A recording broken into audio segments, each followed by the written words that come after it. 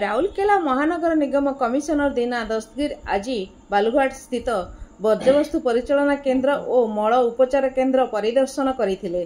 सेठारे परिचालना कार्य नियुक्त एसएचजी महिला सह आलोचना करी समस्त कार्यप्रणाली विषय रे अवगत होइथिले।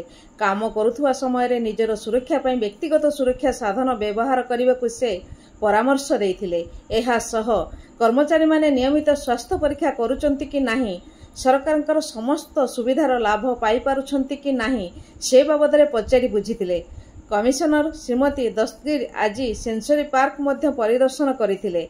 पार्कर रक्षणाबेक्षण विद्युतकरण एवं ब्यूटिफिकेशन उपरे से गुरुत्व देइथिले। परे ट्रैफिक गेट निकट रे थिबा पार्किंग स्थल परिदर्शन करी एहार रक्षणाबेक्षण दायित्व रे थिबा एसएचजी महिला सह आलोचना करथिले।